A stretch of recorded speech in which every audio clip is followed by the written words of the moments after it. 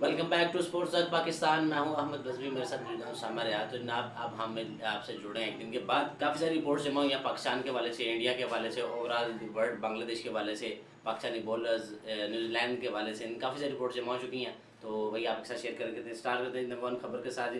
Pakistan team जो है New Zealand पहुँच चुकी है जी। हाँ भाई, पाकिस्तान के जो यंगस्टर्स हैं उनकी जो यंग टीम है सारी वो न्यूजीलैंड को रीच कर चुकी है। और उसके बाद जो है पाकिस्तान के ओपनर्स भी कन्फर्म हो गए हैं। तो ये पाकिस्तान के लिए बहुत खुशहाल बात है कि हमारे क्रिकेट के लिए कि नए यंगस्टर को चांस दिया जा रहा है और वो परफॉर्म करेंगे न्यूजीलैंड में, और पॉसिबली आने वाले एशिया कप और T20 में भी वही पाकिस्तान को रिप्रेजेंट करेंगे हमारे जो सीनियर्स के साथ। तो शाम भाई पाकिस्तान के ओपनर्स कंफर्म हो गए जी, हसन नवाज और मोहम्मद हारिस, जो कि हम बड़े ऐसे चाह थे कि अग्रेसिव इंटेंस से पाकिस्तान आए, अग्रेसिव ओपनिंग जोड़ी हो, लेकिन जब से बाबर जमान आए इन्होंने ओपनिंग के ऊपर चिमगट्टा बनाए रखा, पर इसको और को आनंद नहीं दिया। तो अब जो है इनके पास अच्छा मौका है। न्यूजीलैंड में तेज़ पिचें होती हैं, छोटी बाउंड्रीज होती हैं, कम से कम ये नहीं कि सेंचुरियाँ या 50 नहीं, कम से कम 20-25 रन से एग्रेसिवली देके दें पाकिस्तान को, ताकि पाकिस्तान की तरफ आगे भी देखता रहे और मुसलसल देखता रहे। और ये ना हो कि इस टूर के बाद पाकिस्तान इसी नतीजे पे पहुंचे कि भाई हमारे पास बेस्ट बाबर जमाने हैं। क्या कहेंगे इस पर? जी बिल्कुल। पाकिस्तान ने एक यंगस्टर पे मबनी टीम बनाई है जो कि न्यूजीलैंड के साथ T20 सीरीज़ में खेलेगी। और बहुत अच्छी बात है कि सैम अयूब जैसे कि इंजरी से वापस आ रहे हैं। ऐसी और भी बहुत सारे यंगस्टर को चांस दिया, हसन नवाज हो गए, जहानदाद खान हो गए, जी। ठीक है, तैयब ताहिर हो गए। इस तरह के जो यंगस्टर्स हैं इनको चांस मिला है। तो अब इनको हमेशा प्रूव करने की ज़रूरत है, क्योंकि ये जो यंगस्टर्स होते हैं ना, इनको सीनियर्स की जगह पे लाया जाता है और फिर इनका काम बनता है कि अगर हमें सीनियर्स की जगह पे लाया गया तो हमें यूटिलाइज करना सही चाहिए है। उस पोजीशन को। तो मैं तो काफ़ी उम्मीद हूँ कि ये मतलब कि परफॉर्म करेंगे वहाँ पे जाके। एक तो छोटी बाउंड्रीज है, दूसरा विकेट भी तेज़ है, बॉल ज़रा बल्ले पे अच्छा आता है, बस आपकी टाइमिंग अगर अच्छी हो तो अच्छा खासा बॉल मिडल हो ऐसे जाता गैप है। ही नहीं ढूंढना, आपने डायरेक्ट और बोला। मैं तो यही एक्सपेक्ट कर रहा हूँ कि एक मज़ेदार सीरीज़ होगी, क्योंकि हमने भी एक एग्रेसिव स्क्वाड बनाया है जो कि यंगस्टर पे मुश्तमिल है। तो बाकी इंशाल्लाह देखते हैं कि हमारी टीम कैसा परफॉर्म करती है और इस सीरीज़ के बाद हमें कुछ चेंज करने को मिलता है या फिर हम इसी के साथ ही शक्ल में जाएंगे। ऐसे ही उससे पहले पाकिस्तान जब पाकिस्तान लाहौर में LCC ग्राउंड में जब ट्रेनिंग कर रही थी, तब वहाँ पर मोहम्मद अली बड़ी अच्छी बॉलिंग कर रहे थे, पाकिस्तानी बैटर्स को परेशान कर रहे थे। तो अभी जो निगाहें होंगी पूरी सीरीज में सबसे ज़्यादा बॉलिंग में मोहम्मद अली पर होंगी, और खुरम शहजाद भी किए हैं, पता नहीं उनको T20 में खिलाते खिलाते हैं या नहीं, वो हैं। और उसके साथ जो है बैटिंग में मोहम्मद हारिस तो ऑलरेडी उन्होंने साउथ अफ्रीका के खिलाफ T20 वर्ल्ड कप 22 में बड़ी अच्छी बैटिंग करके दी थी, सेमीफाइनल में न्यूजीलैंड के खिलाफ अच्छी बैटिंग की थी। तो वो तो मशहूर ही हैं। तो देखते हैं हसन नवाज ओपनिंग में कैसा करते हैं। उसके बाद सैम अयूब शायद एक आधा मैच खेले, सैम अयूब सॉरी। तो देखते हैं कैसा रिजल्ट होता है। उसके बाद जनाब ये जो ब्रेसवेल है वो जी, उनका इंटरव्यू किया जी उन्होंने न्यूजीलैंड क्रिकेट ने। तो उन्होंने कहा जी पाकिस्तान की टीम भी बड़ी जंग आ रही है, और मेरे लिए ऑनर की बात है कि मैं न्यूजीलैंड को अपनी होम सॉइल पे फर्स्ट टाइम वो रिप्रेजेंट कर रहा है। और जब भी पाकिस्तान उन्होंने न्यूजीलैंड को रिप्रेजेंट किया वो पाकिस्तान आए थे, 2 दफ़ा बी टीम लेके आए हैं, प्रेस नहीं किया, और वो हरा के गए हैं, हमें पता याद हरा होगा के गए हैं दो और दो दोनों मतलब कि दफ़ा। बहुत अच्छी क्रिकेट खेल ऐसे के ही गए है। हैं। तो कह रहे हैं मेरे लिए ऑनर की बात है कि मैं अपनी साथ ज़मीन पे न्यूजीलैंड को जो है ना लीड कर रहा हूँ। तो उम्मीद है अच्छा कंटेस्ट होगा, मज़ा आएगा। और पाकिस्तान की भी एग्रेसिव टीम उन्होंने लॉन्च की है, न्यू टीम लॉन्च की है। तो देखते हैं क्या होता है, कैसे क्या कहेंगे आप इस पर? जी बिल्कुल। और जो कि माइकल ब्रेसवेल है, इनका जो चैंपियंस ट्रॉफी वाला टूर्नामेंट है ये बहुत ही अच्छा गया है। इन्होंने फाइनल के अंदर भी विद द बैट रन भी किए थे और विद द बॉल सबसे अच्छी बॉलिंग इन्होंने की थी। सबसे मेन विकेट कोहली। सबसे मेन विकेट कोहली और सबसे इकोनॉमिकल बॉलर भी रहे थे। इन्होंने एक तरफ से अब पकड़ बनाए रखी थी, मतलब कि इंडिया को स्कोर नहीं थे करने दे रहे। जहाँ टू पे इंडिया पॉइंट एट थोड़ा की सा इकोनॉमी। अग्रेसिव लेके जाने लगता था वहाँ यावर करते थे आके, तो वही इकॉनमी थोड़ी ना डाउन हो जाती थी, रन रेट उनका नीचे गिरा देते थे।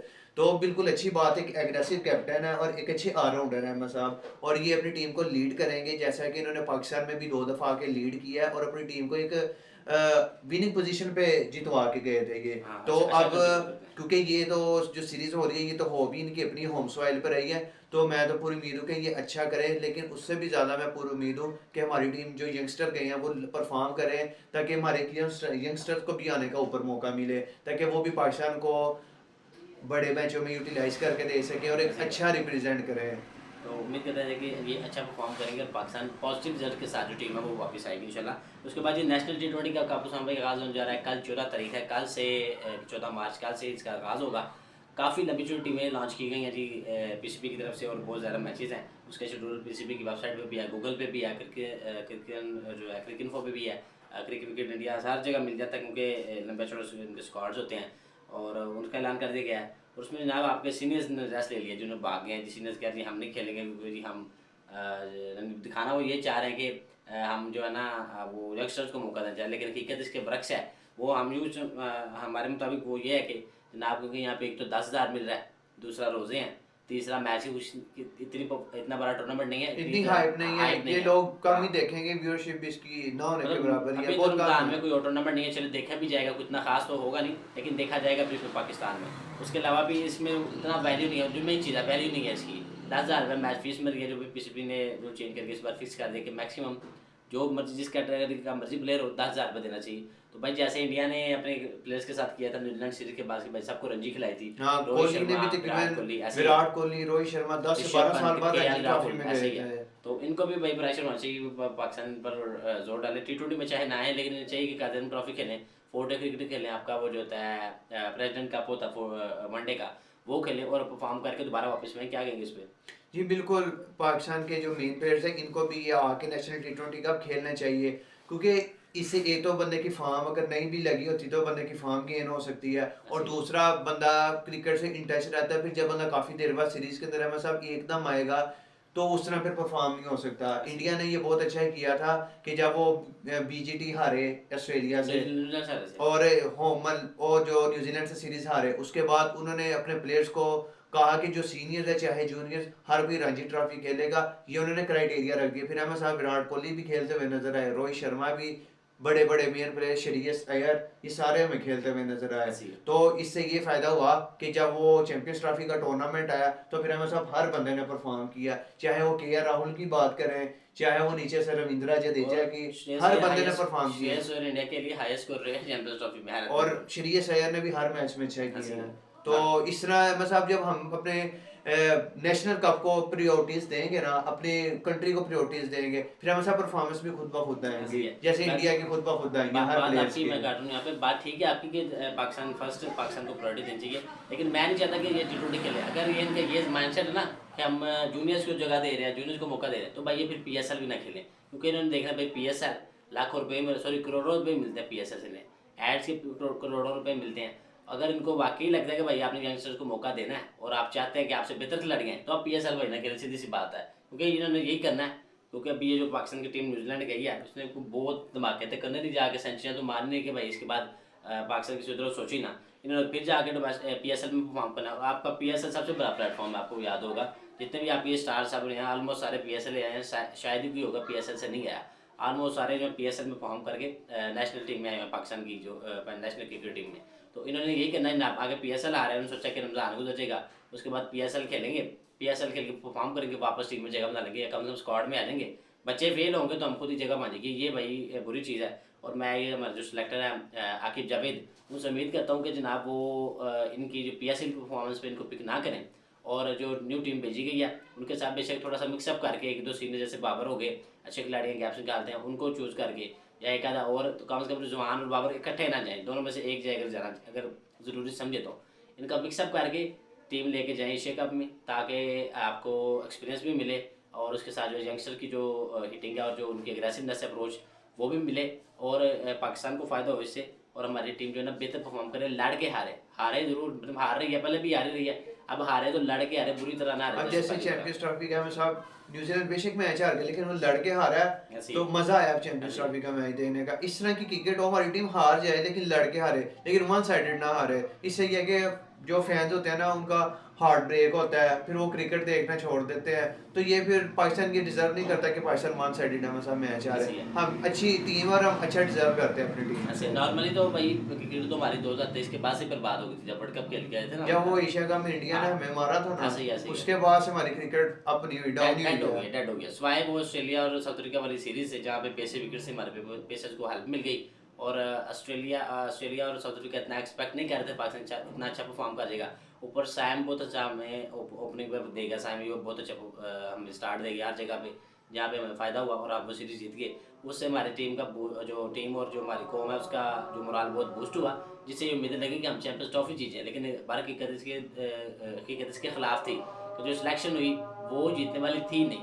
आप मैच उसी दिन हार गए थे। कामरान उस दिन एक मजाक खेज बात कर रहे थे, कामरान कमल टीवी शो पर बैठ के कह रहे थे कि इस टीम को छत पे खड़ा कर दें, छत बैलेंस नहीं होगी छत गिर जाएगी, इस टीम का बैलेंस ही नहीं है। तो इतना बुरा यानी ट्रोल किया जा रहा है, सीनियर्स की तरफ से, जूनियर्स की तरफ से, हर बंदा ट्रोल कर रहा है। एमएस साहब जब परफॉर्मेंस ना आए फिर हर कोई ही बातें करता है, परफॉर्मेंस यार लेकिन परफॉर्मेंस जी आ जी। भी नहीं रही, अब फिर हर एक एमएस साहब बातें करना बनता भी हाँ। है। अब जब परफॉर्म करती है फिर हर बंदा तारीफें भी तो करता है। अब 22 कबड्डी की एग्जांपल ले लें आप, 22 का फाइनल खेले हैं तो टीम लोगों ने इतना बुरा भला निकाल के चलो ठीक है फाइनल खेल गया, लड़के आ रहे थे हम। लड़के आते कोई बात नहीं, ठीक है अच्छे स्पेल हुए थे, बॉलिंग बड़ी तगड़ी हुई थी, 138 स्कोर हमने उनके लिए 19 ओवर में चेस किया था 19 ओवर में अगर वही हमारे 150 होता में भी हम शायद जीत भी जाते 160 प्लस होता तो कंफर्म काबू मारा था। बाकी ये कि वहाँ पर क्या था हमारी बैटिंग में, टॉप में बाबर, रिजवान, शान, तीनों सेम प्लेयर, तीनों टेस्ट प्लेयर, पक्के ओडी के प्लेयर, तीनों टॉप ऑर्डर में घुसे हुए थे। इसी वजह से बड़ा ग्राउंड, ना ही हमें गैप्स निकले हैं भाईजान वहाँ पे, ना हमसे चौके निकले हैं, हमारे सारे खिलाड़ी के छक्कों के भी गए हैं 138 पे और आउट हो इतना गए। बड़ा ग्राउंड है वहाँ पे छक्का हाई में होता नहीं है एमसीजी और के वो अंदर। सिलेक्शन जो थी वो भी ऑलमोस्ट नाहक थी, ठीक है। आसिफ अली को एक मैच खिलाया इन्होंने पहले, उसके बाद उसको बाहर कर दिया इंडिया वाला मैच से, खिला के उसके बाद बाहर कर दिया, और फिर जाके उसे खिलाया ही नहीं, फिर फाइनल में भी नहीं खिलाया, बट उसके बाद आज तक आसिफ अली को जगह ही नहीं मिल जगह ही नहीं मिल सकी उस वर्ल्ड कप के बाद। हालांकि वो प्रॉपर पिंच हिटर है, एज ए हिटर की तरह, और चचा तो चलो कई जगह परफॉर्म कर चुका है, लेकिन सबसे कम मैचेस में सबसे बेहतरीन स्ट्राइक रेट एक मोहम्मद हारिस का जो ओपनर है, और एक आसिफ अली, डेप्थ में इन दोनों का बेस्ट स्ट्राइक रेट है, जो दोनों नहीं थे हमारे पास तब। उसके बाद जो है ये हमारे बाबर जो आते टॉप पे, शान मसूद टॉप पे थे, यानी सिलेक्शन तब भी कोई इतनी खास नहीं थी, नॉर्मल ही थी, लेकिन फिर भी हम फाइनल में गए तो इज्जत बच गई। इस बार ये कि सिलेक्शन बहुत गंदी थी, और आपके सामने ये हम पहले राउंड से बाहर हो गए, एक मैच भी हम सोहेल पे जीत सके, दुबई से आगे इंडिया से हार गए, बांग्लादेश वाला वॉश आउट हो गया, तो बट टीम का मोराल, कौम का मोराल फुल डाउन है, और कुछ सपोर्ट करना चाह नहीं रहा है, लेकिन जो अग्रेसिव जो टीम गई है, अगर भाई ये कम से कम एक दो मैचेस भी जीत जाती है ना, अगर या कम से कम ड्रॉ की तरफ जाती है, तो भाई मुमकिन है कि टीम का जो हमारी कौम का मोराल है और फैंस का रुझान है वापस क्रिकेट की तरफ आएगा। उसके बाद जो रिपोर्ट आ रही है जी, वो आ रही है जी शकील खान भी T20 में वापसी कर रहे हैं, जो कि पिछले साल PSL में भी पिक नहीं हुए थे, उसके अलावा जो है नेशनल T20 कप में भी पिक नहीं हुए थे, इस साल हैदराबाद ने उन्हें पिक कर लिया दोबारा से, और जब से बाबर जो आए थे तो किसी का चांस नहीं बन रहा था पाकिस्तान की ओपनिंग में, क्योंकि फ़खर ऑलरेडी थे, उनको नीचे तक कैसे किया गया था, क्योंकि बाबर जो फखर भी ऑलरेडी अपने नंबर छोड़ गए थे, वन डाउन पे, टू चार डाउन चार पे, हाँ 4 पे चले गए इवन कि वो पावर हिटर के तौर पे भी कुछ मैचेस खेले हैं, ऐसे 5वें 6वें पे भी आते हाँ थे। ऐसे रह के भाई फिनिश कर देने हैं, क्योंकि हालांकि वो प्रॉपर ओपनर T20 के ODI के हर जगह पे, तो उन्हें भी नीचे कर दिया गया था। अब बाबर जवान की जोड़ी नहीं है, तो उम्मीद करते हैं कि शकील खान अच्छा परफॉर्म करे, सेंचुरियाँ 50 बनाए T20 कप में, और PSL में कोई टीम को क्या आपको पता है कि उनको इंजरी होती रहती है, अभी PSL में वो पिक नहीं हुए इस साल, लेकिन कोई ना कोई इंजरी आपको पता होती रहती है, होती रहती मौका है, बनता भी शायद रहता है। उनका चांस हाँ, में जिसमें भी ड्रॉप किसी भी में आ टीम में जाए, अगर फिर उनको वो प्लेइंग 11 में भी शामिल ऐसे कर ही रहे है, हैं। वो कोई भी बंदा अगर इंजर्ड होता है उसको रिप्लेस करके फिर उनको ऊपर ले आएंगे, और PSL में परफॉर्म करके पाकिस्तान टीम में जगह बना सकते हैं एशिया कप के लिए या आने वाली सीरीज़ के लिए। तो उम्मीद करते हैं कि शकील खान भी पाकिस्तान को रिप्रेजेंट कर लेंगे इस बार। इसके बाद जी सैफी भाई जो हमारे सरफराज भाई हैं, वो उनकी अपने टारगेट जी कोयटा लेडीज ने स्वामी भाई सरफराज भाई को अपना बना लिया है डायरेक्टर। कोई सोचा था कोच होंगे, मेंटोर होंगे या ब्रांड एम्बेसडर होंगे, क्या होंगे, तो उन्होंने कहा जी हम हमारे सरफराज भाई हमारा दिल है, हमारी जान है, हमारी धड़कन है, शुरू से कोयटा के साथ रहे हैं, लॉयल रहे हैं। जब आपको याद होगा लास्ट ईयर जब राजी रोसो ने कप्तानी की थी, तब भी उन्होंने कहा था मैं एज ए विकेट खेलूँगा, मुझे कोई इशू नहीं है। तो उसके बाद इस साल जो है उन्होंने रिटायरमेंट ले ली PSL से, तो उन्होंने कहा जी आप हमारे डायरेक्टर के तौर पर काम कीजिए, तो अब भाई वो MD यानी मैनेजिंग डायरेक्टर कोयटा के होंगे। उसके बाद रिपोर्ट आ रही है जी ICC player of the month जो कि लॉन्च हुआ था फरवरी के लिए, वो जनाब उसका ऐलान हो चुका है जी। Shubman Gill ICC player of month का अवार्ड जीत चुके हैं।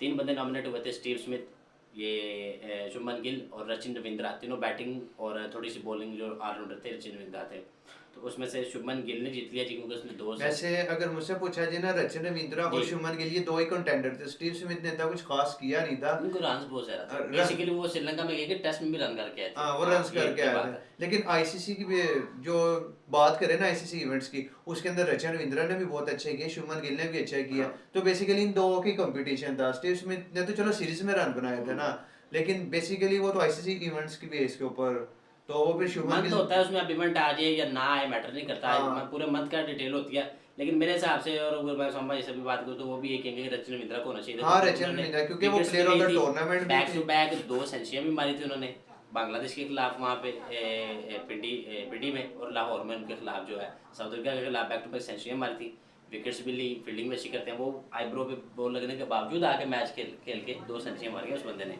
पाकिस्तान में यार और वो डिजर्व करते हैं यार, वो अपनी इंजरी के बाद आके इतनी अच्छी क्रिकेट खेल गया, डिजर्व नहीं था कोई कर रहा उसे।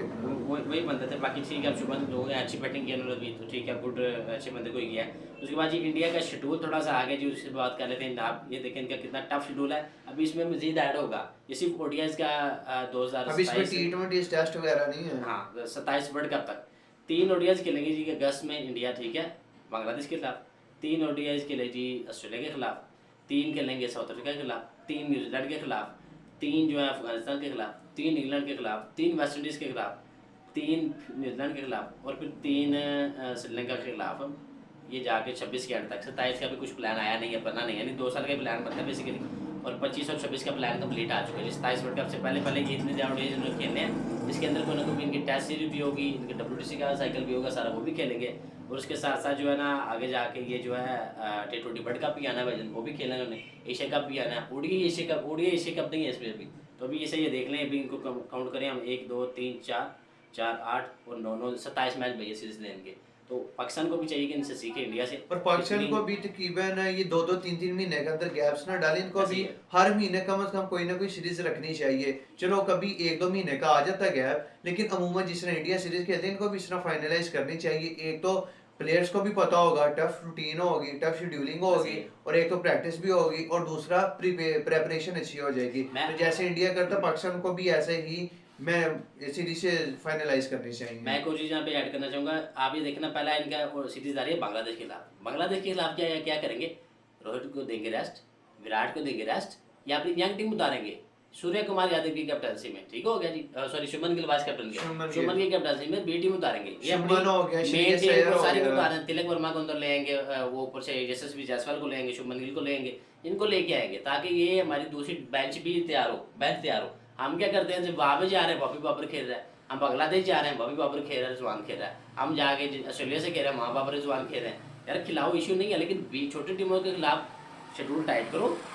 बड़े जो खिलाड़ी हैं उनको बड़े मैचेज में उतारो जो इंपॉर्टेंट है आपके लिए, और जो छोटी टीमें आ रही हैं उनके खिलाफ दूसरे बच्चे उतार दो, ताकि वो तैयार हो, उन्हें इंटरनेशनल का एक्सपीरियंस हो और वो परफॉर्म करें, ताकि कल को और मुश्किल इंडिया आने पे की जो बेंच स्ट्रेंथ है वो ऐसे ही रेडी हुई है, क्योंकि है। वो हल्की टीमों के खिलाफ अपनी बी टीम को उतारते हैं। जब मेन मैचेस आते हैं फिर उनके मेन प्लेयर आते हैं। और जो ही आपके प्लेयर थोड़े से ग्रूम होंगे, आप इस तरह करें, तो फिर आगे कोई बड़ी सीरीज है उसमें मिक्सअप कर भी खिला सकते हैं, कि किसी एक आधे प्लेयर की फॉर्म डाउन होती है, कोई इंजरी आ जाती है, आप उसको अंदर ऐड कर लें। फिर इस तरह बड़े प्लेयर को भी कान हो जाते हैं, भाई वो बैठा हुआ है बंदा, उसने सेंचुरी मार दी है, अगर मैंने परफॉर्म ना किया तो वो आ जाएगा, ठीक हो गया। जब उनको बिल्कुल पता ऐसे ही है, होना चाहिए। जब उनको पता है भाई मैंने 25 करना है, मैंने 100 करना है, मैंने 20 करना है, मैं ही हूँ, जो मर्जी है, तो फिर टेंशन जब मेरा बैकअप ही नहीं है, मैं बैकअप ही चाहे नहीं है। स्लो खेलूं, तेज खेलूं, ऐसे ही। रन्स करूं ना करूं, मैं मैं नहीं नहीं करता। खेलना, तो फिर अहमद साहब वो फिर प्रेशर रिलीज हो जाता है, फिर बैट्समैन फिर वो आराम से खेलता ऐसे है। इनकी 9 सीरीज में बांग्लादेश, श्रीलंका, अफगानिस्तान और वेस्ट इंडीज, सीधी 4 सीरीज तो वैसे ही लगा, मतलब जो पता है भाई इंडिया ने जीतना, जो मर्जी कर लो। शायद ही है कोई अपसेट हो जाए, कोई एक आधा मैच, या एक शायद सीरीज बांग्लादेश होम पे अगर खेल रहे हैं तो वो शायद इंडिया को हरा नहीं, वेस्ट इंडीज को होम पे जाके इंडिया, लेकिन इंडिया डोमिनेट करता है, इंडिया इतनी जल्दी हारने वाला नहीं, एक आधा मैच ही हार सकता है, ज़्यादा नहीं हारेगा।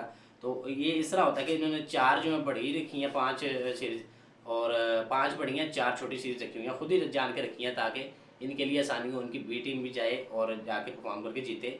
और पाकिस्तान को भी टफ शेड्यूलिंग और इस तरह की अच्छी शेड्यूलिंग के लिए अपनी जो है टीम्स रेडी करनी पड़ेगी फ्यूचर के लिए, अगर पाकिस्तान अच्छी क्रिकेट चाहता है तो। इसके बाद जो रिपोर्ट आ रही थी, इंग्लैंड वर्सेस ऑस्ट्रेलिया का day night test match start होने जा रहा है जी, जो कि 2027 में ख़त्म होगा, 2027 में, सॉरी ख़त्म नहीं यानी होगा, ये 2027 मार्च में खेला जाएगा।